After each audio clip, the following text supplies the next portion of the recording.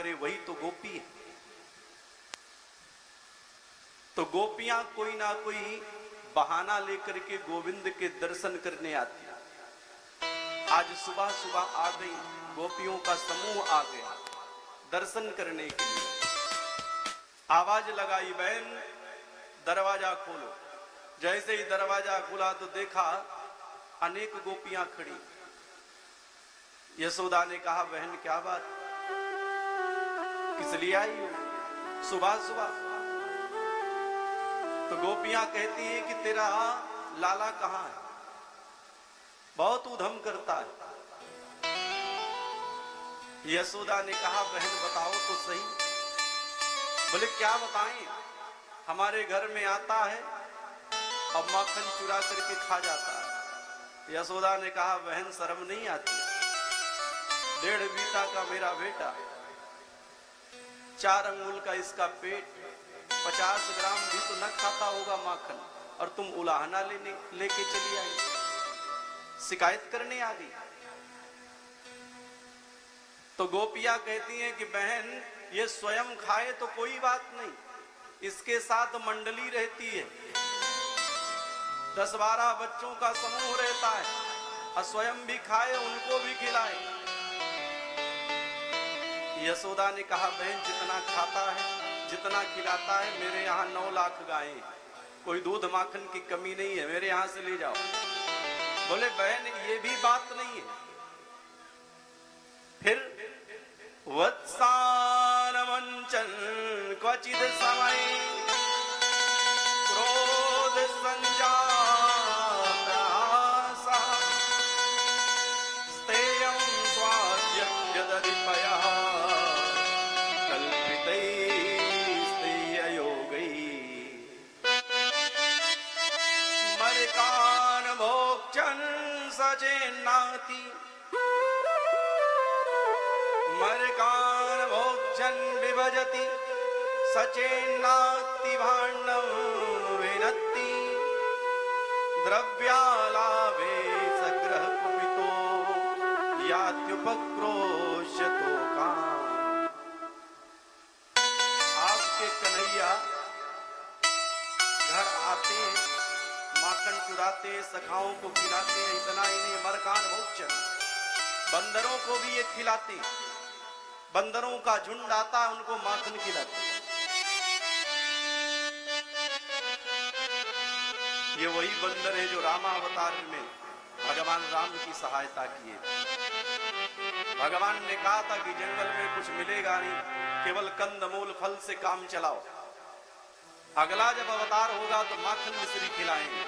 सो आज वही माखन मिश्री खिला रहे। बोले बहन थोड़ा सा ऊंचाई पर टांग दिया करो माखन। बोले वो भी करके देख चुकी, एक के ऊपर दूसरा, दूसरे के ऊपर तीसरा चढ़ जाते हैं, माखन की मटकी निकाल लेते, फोड़ भी देते। बोले बहन और ऊंचाई पर टांग दिया करो। बोले वो भी करके देख चुकी, पता नहीं कहां से 10 फीट का बांस ले आते, अब बांस से ही मटकी फोड़ देते। स्वयं खाए, सखाओं को खिलाए कोई बात नहीं, बंदरों को खिलाता, पूरे आंगन में बिखेर के चला जाता है। यशोदा ने कहा अभी जगने दो, बताती हूं।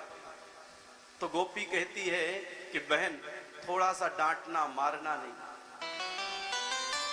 एक तरफ उलाहना भी देने आई है, एक तरफ डांटना भी है, मारना भी नहीं है। दूसरी गोपी कहती है बहन मैं क्या बताऊं, मेरे यहाँ तो आते हैं गाय का बछड़ा ही खोल के चले जाते हैं। यशोदा ने कहा तो तुम्हारा काम ही करके जाते हैं, बछड़ा गाय धोने के पहले खोल जाते। बोले नहीं असमय, अब धोने का समय 5 बजे तो 2 ही बजे खोल के चले गए। अब गाय का दूध पी गया बछड़ा, जैसे ही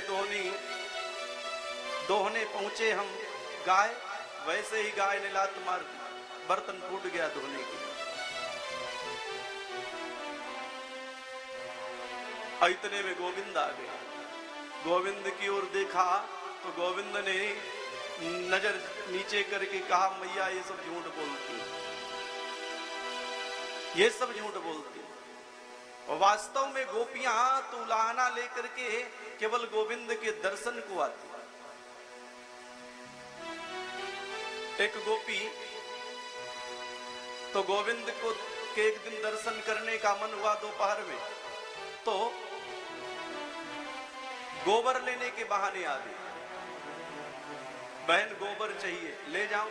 बोले ले जाओ। डलिया में गोबर भरती जाए और गोविंद को निहारती जाए, और निहारते निहारते डलिया कब फुल हो गई पता नहीं चला। देखा तो डलिया उठे नहीं, तो कहा लाला तनिक हाथ लगाओ। अब गोविंद ने डलिया में हाथ लगाई, उठा दिया। अब गोपी ने और नजदीक से स्पर्श पाया, दर्शन किया, तो दर्शन लालसा पुनः जगी। तुरंत गोबर फेंक के फिर आ गई। गोबर भरने लगी, कहने लगी लाला हमको उठा दो। गोविंद ने कहा भाभी जी फ्री में हम कोई काम करते नहीं, अब गोबर तो हम उठाएंगे लेकिन बदले में हमको क्या मिलेगा। तो उस गोपी ने कहा कि लाला तुम जितनी बार हमको गोबर उठाओगे उतनी बार तुमको हम माखन खिलाएंगे, लेकिन गिनती कौन गिनेगा, गिनती तो हमको आती नहीं। तो उस गोपी ने कहा एक काम करते हैं, जितनी बार तुम गोबर उठाओगे उतनी बार हम तुम्हारे शरीर में गोबर का टीका लगाते जाएंगे, अब बाद में गिन लेंगे, हिसाब बराबर हो जाएगा। गोविंद प्रसन्न हो गए, ये ठीक रहेगा। अब घंटे भर में पूरे शरीर में गोबर गोबर लग गया। अब मैया ने देखा कि लाला नहीं दिखाई दे रहा, कहां है, तो ढूंढा गौशाला में खड़े गोबर गणेश बने हुए, पूरे शरीर में गोबर का टीका लगा। मैया ने आई हाथ पकड़ करके ले गई, एक बाल्टी पानी डाल दिया। अब रोने लगे। मैया ने कहा क्या हुआ, बोले तूने हमारे हिसाब पर पानी फेर दिया, ये गोबर लगा रखा है हिसाब है। बोलिए हिसाब ही तो था, सारे हिसाब में पानी फेर दिया मैया ने। ऐसी ऐसी लीलाएं करते। एक गोपी के यहाँ तो सुबह सुबह गए, अब उनके यहाँ सत्यनारायण भगवान की कथा होनी, शादी की सालगिरह थी, 25वीं सालगिरह। अब वो पनीरी भून रही थी गोपी। गोविंद पहुंचे, कहने लगे भाभी जी राम राम। बोले राम राम लाला आओ। बोले क्या बना रही हो, भगवान का प्रसाद। कौन से भगवान का प्रसाद, सत्यनारायण भगवान का। अब तुम्हारे सत्यनारायण भगवान हैं कहां। अब उस गोपी ने बता दिया, पूजा घर में रखे चौकी के ऊपर। अब देखा तो वहां शालिग्राम भगवान रखे थे। अब शालिग्राम भगवान को नीचे रख दिया चौकी के। अब पता नहीं कहां से कुत्ते के 2 बच्चे पकड़ करके ले आए और चौकी पर रख दिया। और भाभी के पास पहुंचे, कहने लगे भाभी जी यही तुम्हारे सत्यनारायण भगवान, देखो तो। अब मैं आकर के देखी तो देखा कि कुत्ते के बच्चे बैठे। मैंने तनिक डांट दिया तो कहने लगे कि तुमने सच्चे भगवान का अपमान किया, परिणाम भुगतना पड़ेगा। फिर मैं शाम तक इंतजार करती रही, आए नहीं। और शाम को ब्राह्मण भोजन कराए, संत भोजन कराए,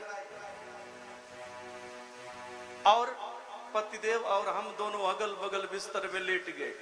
अब रात्रि में पता नहीं कहां से आए खिड़की की तरफ से, और मेरे पति की दाढ़ी को मेरी चोटी में बांध दिया और जाने लगे। तो बड़ी तेजी से कहा कि भूत।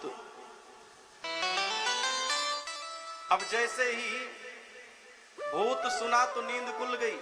अब नींद खुल गई तो दाढ़ी में चोटी बंधी हुई।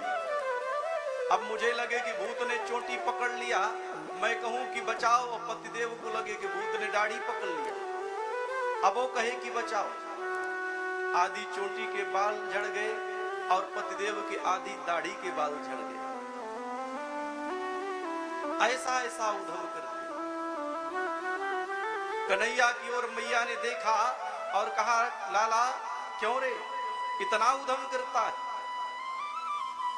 कन्हैया ने कहा मैया मैं तनिक भी उधम नहीं करता, ये सब झूठ बोलती हैं। वास्तव में बात तो ये है कि देखे बिन कान्हा जब मन नहीं माना, इन आंखों से आज हमने ब्रह्म पहचाना। कृष्ण पद कमलों